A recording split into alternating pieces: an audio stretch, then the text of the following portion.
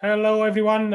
This is Christian again, and I want to welcome you to another episode of my podcast, What Gets You Fired Up. The reason for this podcast is to bring people together who have made a quantum leap in their life personally and professionally, and also to share the knowledge to help others to take the leap to the next level.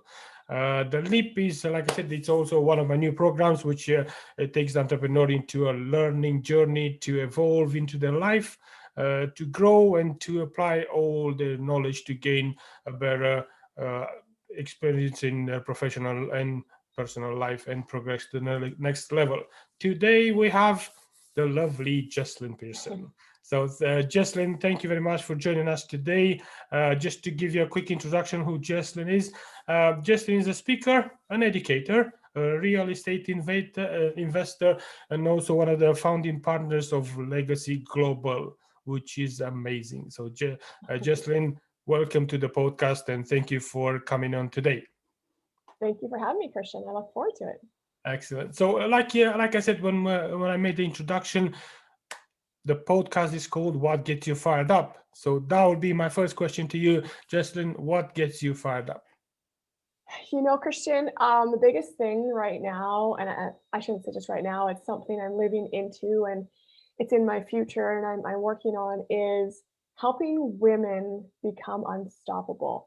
Now, I mean, I know you and I work together in certain things, so you're familiar with what programs I'm in, and you're familiar with Legacy, which really focuses on money, wealth, and worth.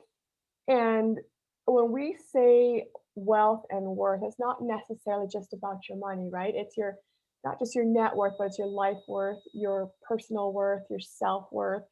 And so I find women struggle a little bit more with the self worth as they're going through different stages in their life. Okay. But that being said, they also need help on the wealth side, like financially, like how do they build a wealth and a portfolio for themselves. So that's what I'm really passionate about is helping women grow and become just a bigger, better version of themselves. That's excellent. So your main focus is just on growing women, but you're also doing the investors, and you're invested in so many other ventures. How do you find the time to make sure you put yourself fully in each one of the ventures? How do you or they interconnect together? Well, again, I'm not sure I believe fully in balance. I think there's balance in what you choose to do at that time. So if I'm putting all my energy into the women focus piece, that's kind of where my energy will go. Now, not to neglect, my family or my other ventures or my real estate. It's just, I think, again, with real estate, we invest, we get it to a certain spot, and then until we find another joint venture or until we find something else we want to invest in personally, it's almost like a holding pattern. Like obviously we still have our eyes open and we're looking at stuff, but there's not a lot of time commitment in those in between gaps. So that's when I take my energy and I'll put it into other things like legacy or the women's venture that I'm working on. Awesome. I love that, especially what you mentioned about, the balance, because I'm a big advocate on finding not the right balance, but actually be fully committed, like 100%. People had the tendency to say, "Oh, I want to find the balance in life and work, and I want to be 50% there, 50% there." My ways of working is make sure you are 100% in what you do at that moment. Be present, and be 100% in your work, and then be 100% in your lifestyle, with your kids, your family, whatever you do. So I love that, the way you said that. And also I've noticed we both have been involved and were involved in that, the 10x movement. Tell me, how did the 10x movement and everything else that came with affected and your life and your business, and how did that help you to progress more, if that's the case? Yeah, I love it. I love the 10x movement, and I only learned about it, to be quite fair, the beginning of 2020. So we're talking just over a year now. And when I read the Grant's book, right, the 10x rule, and then learned what that movement meant, it just kind of went. Yeah. I was not thinking, and I think I'm an entrepreneur and I'm a big thinker. But when I read that and went, wow, I'm working at like a 2 or 3x, I didn't even consider there was a 10x and that I could achieve it. But then once I, did and I broke it down to like where I'm at, what I need to do, it's not unrealistic once you kind of dig in and figure it out. And like many will say 10x is something you always strive for, right? Because when you get there, you're going to 10x that and 10x that, and you're going to keep growing. But like it's a great measurement to just kind of follow, and not just financially, but 10x your business, 10x your relationships, your family, and just I think part of it goes back to what you said, Christian, where when you're going to do something, give it your all, Yeah, commit, all in. do it, and then commit, do it, 10x it, commit, you know what I mean? And it's not saying take on everything. You got to choose, right? But what you choose, make sure you choose it and then you commit to it.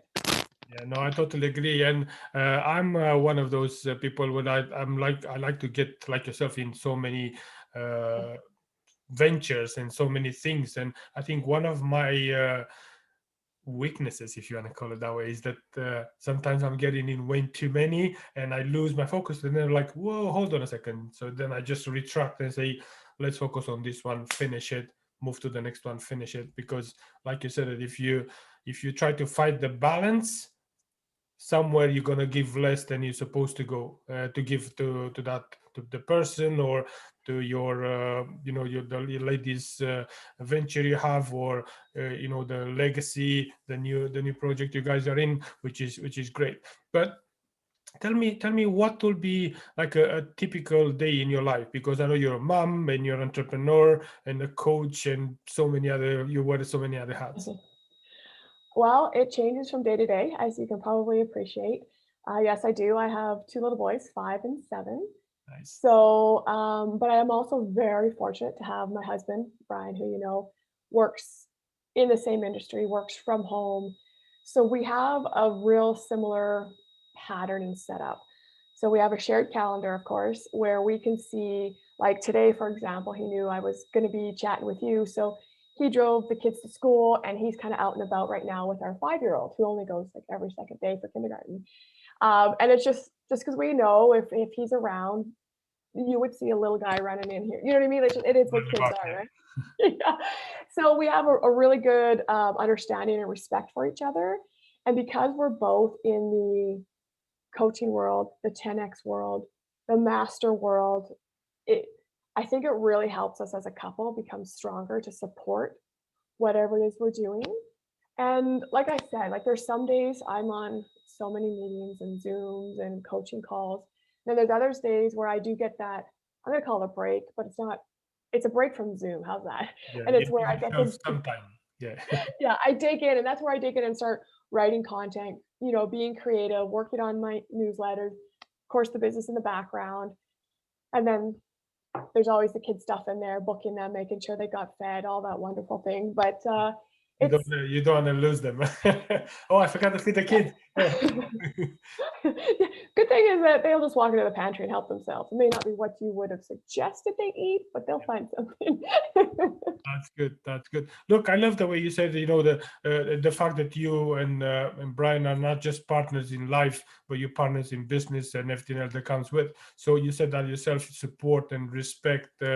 It's the great thing in not just in life, but in your career as well.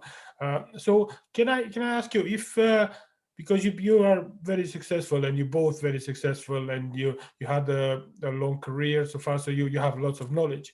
If you'll be one thing you wish you have known at the beginning of career, what would that be? About career itself or about the relationship and how it I might would think unfold? probably about both, because the Okay. career and because you guys working together so well.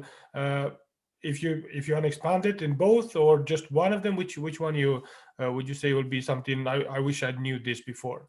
Sure. So for career, I wish I had known, and by known, I mean sometimes maybe just listened to what others had to say about pursuing what you're passionate about, right? And I get there's some people who have a passion where there might not be money involved, so they got to be, conscious of that. But I pursued several careers, Christian, before I eventually chose this one. And in the end, it ended up, I was found out I was just chasing the money, which I mean, a lot of us, I think we do when we're younger.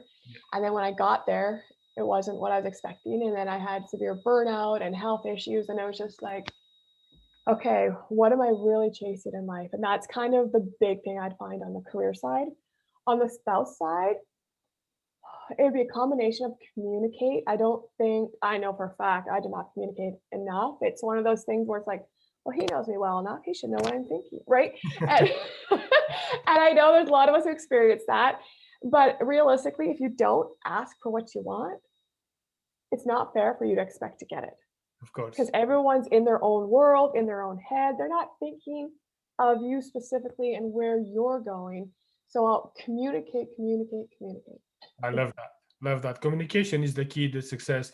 And you said that yourself, you went to different paths and you went to different ventures and careers.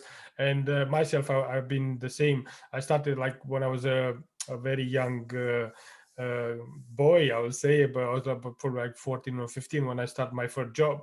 I was selling bananas and stuff in the market.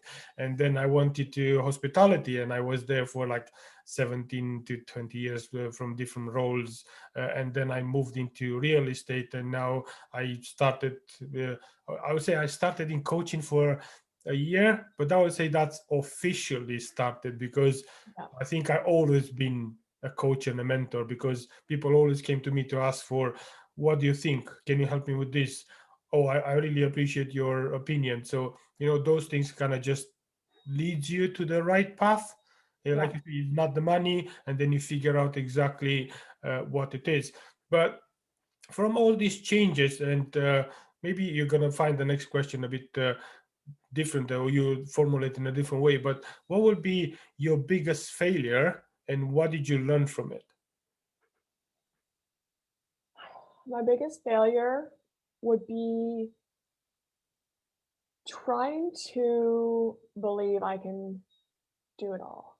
Okay. So what I mean by that is I had a big project. I've been independent for quite a while now, years, and as a project manager, and I was given more project that is feasible for any project manager. The most senior, the best project manager out there can manage on average 3, maybe 4 projects, depending on the size of the team, right?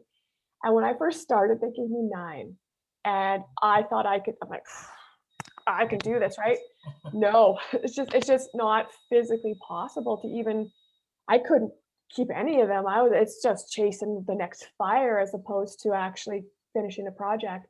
And so I wasn't being realistic with myself and my expectations. And so eventually that's what led me to my burnout because I just kept working more and more and more and more. And there was a gap there where I didn't even know what was going on with my kids. My husband, like 100%, was raising them, if you will. They'd see me for dinner before bed and then gone again.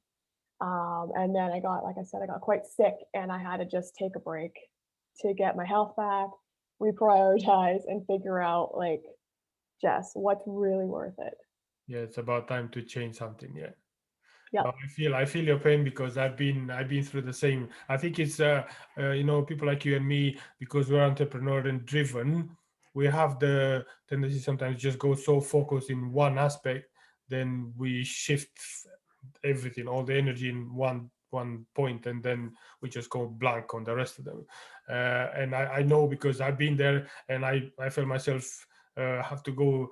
I had days when I have to go and just sleep for like half an hour about 2 3 times a day because I just couldn't do it. Otherwise, I would like just go, collapse.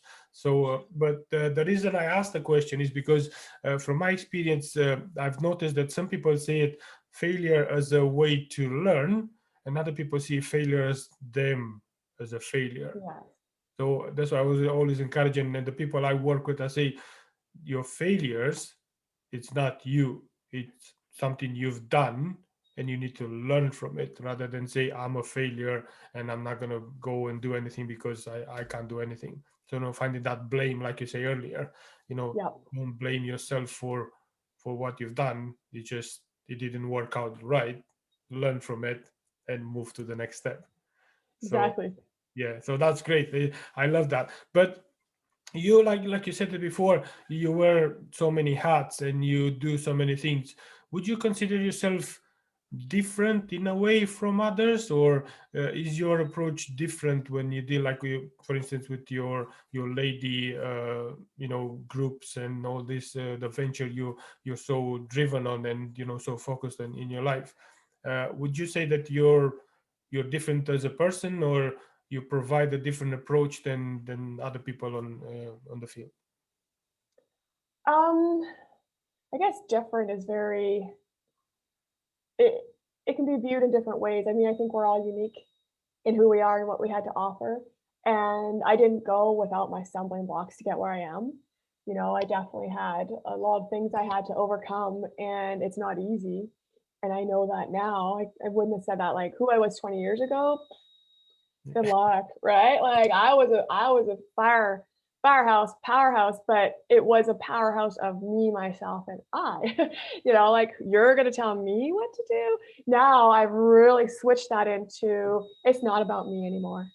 Yeah. You know what? It's about others and what I can do to help them and the world and make it a better place. That's excellent. No, I love that. Yeah, I love that. Make somebody better than just yourself, because from by helping others, you help yourself in the same time. But exactly. if yourself you're not fully there, and you're not taking care of yourself fully, then you can't help others. So it's kind of just, oh, I'm trying to help everybody else, and then forget about you, and you crash. And what's going to happen? The people that you thought you're going to help, and they were expecting you to be there for them, you can't be, because you're probably lying on the floor, cracked in there, like, oh, I can't take this anymore. So Exactly. yeah. But look, we both are, we've been entrepreneurs, and we've done this for a long time. If somebody would like to start now a new venture and become an entrepreneur, what advice would you give to somebody like ready to just go now? Do it firstly, you know what I mean? Like jump in. Now, I'm not saying being reckless. I get there are bills to pay. So if you have a 9 to 5 and you have to keep it to pay your bills, that's okay. But look at it as something to fuel your next venture, not something that's weighing you down, and start a side hustle. And then when that side hustle is at a point where you can let this one go, then go for it. But don't sit there wishing and hoping. Take action, get it rolling, and believe in yourself. Awesome. No, I love that. Believe in yourself. That's good. So we see we always have somewhere we go into, and like even when you make a change in your life and you're heading into a different direction, what are your goals in life? Where you looking to, what are you looking to achieve by what you're doing right now, and what do you think you're going to change by doing that in your life and the people surrounding Yeah. So again, back to the women's movement that I'm in. I'm looking to change thousands and thousands of women's lives, but I'm going to also grow and bring women in to. So there's going to be the women I want to help who will take that help and they'll put it in their lives. And there's going to be women who want to also maybe step up their game. And so I'd love to have them become coaches as well and just start helping other women. And again, it's more of a, I guess, what we call movement as opposed to me just having a company and building my name. It's not about that. It's about how many lives can we impact. And I get it's going to start small, but as I, have an impact on more women, bring more women in, I want them to take that and share and spread that so we can get global to help as many women as possible. Oh, awesome. I love that. Take the small steps, like Richie says, you need to take incremental steps to go to reach your destinated area, if you want to call it, because from there Yes. you expand again. And the reason I put I believe in those leaps, when you take that jump into unknown, if you wanna call it that way, is that you need to take that a big step instead Right. of making a difference, to see if that is the right direction. Because you can take little step in the wrong direction, and then you end up, so why am I here again? And then you need to shift and one step, just because you got, like you say, in your movement with all those movement together, you find your way and then that those small steps become bigger steps because you have people, coming next to you and support you. And like what we do in our calls and the mastery group, we kind of come together, 30 35 people, and Yep. you can see how the group and the connection are getting stronger, and more people know about us. So it's great to see the way you create that movement, and you make an impact in people's lives, which is great. So but speaking of coaches and the way you kind of move into a different direction, tell me what are the benefits in your, what have been the benefits in your life, and they are at the moment, to have a coach or to have a mentor, because I know how important it is to have somebody like you, helping other people. Some people helped you and so on. So what's the importance in having a coach and a mentor next to you? It's I can't even emphasize the importance so much. And it's funny, this is what I did my Facebook Live on last Friday, is the importance of a mentor. So I've been what I call blessed, Christian, to have a mentor throughout my careers, even the careers that I left. I always somehow found a mentor. And I think first and foremost, they will help you accelerate where you're going. But I would recommend that if you're going to get a mentor or coach, whatever fits you, make sure they've gone to the path you want to go. Because if they just can talk about it, I'm not sure they'll always be the best fit if they haven't been through it and experienced it.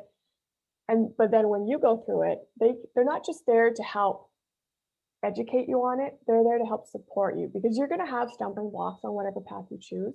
But a mentor's there to just kind of pick you up in some ways and let you know that, yeah, that's cool. That's normal. You're going to fail how many times before you really succeed, right? And so mentors, they just, oh man, I honestly can't say enough about them, Christian. I just so blessed. I have a couple in my life right now, and of course we share one, and just the information, the knowledge, or the direction I have learned from them. I mean, and with a mentor, there's things you might learn that you would never have learned on your own, regardless of what path or how hard you worked. Yeah, no, So I say learn from them, learn from their mistakes, which will help you grow faster and hopefully make less mistakes. awesome. Yeah, no, I totally agree, because I've been involved in so many uh, other ventures, and I got people next to me to help me to get there. And sometimes if there are people, mentor that doesn't have to be somebody like, oh, this is well-known person. Mentor Oh, can be like your grandfather, or sometimes even your kid. He can mentor you in something, because especially kids are, it's unreal how, because they are so open and direct. They're just gonna come and tell you exactly what's the first thing that comes in the mind. There's not no judgment, no, just authenticity and straight to the point. um, but you said that the mentors are there to support you, to take you, to elevate you.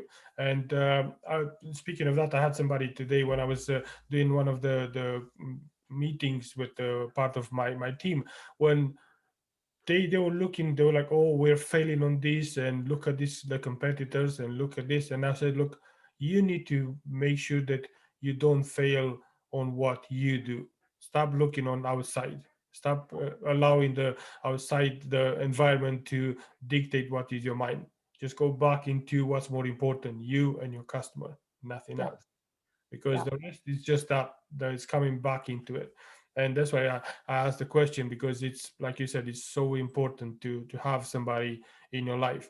And speaking of having somebody in your life, if you have thought about one person right now in your life, who do you have, somebody who said, this person inspires me on a daily basis, I would say? yeah. I think I have a few people. Awesome. Now, as you switch a career, I always would also recommend looking for people who've been there who are successful. Now, I'm not saying that's a mentor or coach, someone who is where you want to be, and you can just follow them, whether it's on their social media or if you go to any of their events. Follow them and shadow, kind of see what they do. Even if you're in the background, they have no idea who you are. That's okay, because you can still learn from them. and you can learn what you like and what you don't like and tweak your message and yourself based on what they're doing. But that's a high level. I also have the ones who are more in my life where I see how fast they've grown, how big they are, and I don't mean necessarily like big, like an actor or singer, but like just big in life. They're happy in all aspects of their life, and they are comfortable with who they are, and they're helping other people. No, I love that. I love that. And you see that you mentioned in that, you see, people always looking for people that are like very successful, and they're afraid to ask the questions because they think, oh, that guy is so successful, he's a superstar, he's not going to speak to me. But you'll be surprised, and I've been surprised when you go and speak to those people, and they are just like humble and normal, and Mhm. then they realize that I just learned that from you, and you're like, did you just learn that from me? Like, well, you just said that. I was like, did I? Oh, yes, you did. And I had the like, I mean, the whole concept behind the leap program and the leap movement. I would say to quote you on the movement is that um, I was having a chat with somebody in Colorado actually, and they say I was talking about. He asked me how I do and the way I operate, and I said, well, I'm looking about learning and applying, and then everything I apply, just progress it. And he was like, well, I like acronyms. I was like, what acronym? Like, well, lab. And I was like, what lab? What are you talking about? And he was like, well, you said that you like to learn, and then you apply everything you do, and then you progress into the next level. And I was like, oh, that sounds cool. And then I was like, but in between the learn and apply, you need to evolve because you learn, you grow, and then you apply it. You don't just jump from one step to another. So that just came ahead. Oh, you can take a leap. You just take that Yep. leap into the next journey, like you done it. You've done a few changes into career because you realize that it's not the right thing. Then you learn from it. You grow and then moved and apply in the next version. Like with your kids, you realize that. Like, what are my kids? Who's this guy? you know Yeah. oh, did you grow? When did I see you last time? 2 months ago. But I'm not saying that happened. But time flies so fast that you get to that point when just don't realize that things like this happen. So it's always good to know just take the leap and go to the next level. And like I said, if you know all the time what gets you fired up, it's the most important thing, because if you keep that fire within you and you see what I loved about the way I created the logo, and behind me you can see it, that red light is actually in your heart, because that's all that comes in there. Your thoughts are changing the feelings, and that feeling just goes like, boom, I'm ready to smash the wall, create that movement, and just get it from there. So overall, you thinking, if you think about where you are right now, are you satisfied with where you are? Do you think that you are where you're supposed to be, or would you then hope to be more, or you want to do even more than you think at the moment? So I definitely want to do more, but I'm learning to appreciate being happy with the place I'm in, if that makes sense, right? So am I where I want to be? No. And if I keep 10xing it, maybe I never will. But I am happy with where I am, and I need to be comfortable and okay with what it's going to take to where I want to go. Because I mean, my personality, and I'm still working on it, is that like, well, that's where I want to be. Why am I not there now? And then it just becomes more of a negative feedback loop instead of a positive loop, right? Yeah. Like crushing myself, like, well, you can do better. You should have a bigger this. You should be out there. And it's like, no, Jess, you've only been doing this for X amount of time. Like, if I look at all my other careers, how long it took me to become the senior in that, it takes time. So I'm just learning to appreciate where I am career wise and company wise. Same with my kids, because as everyone says, "Well, the kids grow up so fast." And yeah, I see that now, right? And it's like, oh my goodness, they're only going to let me snuggle them for so much longer, right? It's not going to be cool soon. So I want to appreciate the time I have with them, and, with my husband and with my family. My parents, they're getting older, and Yeah. you never know how much longer they're going to be, right? So just when I'm with them, appreciate the time being with them.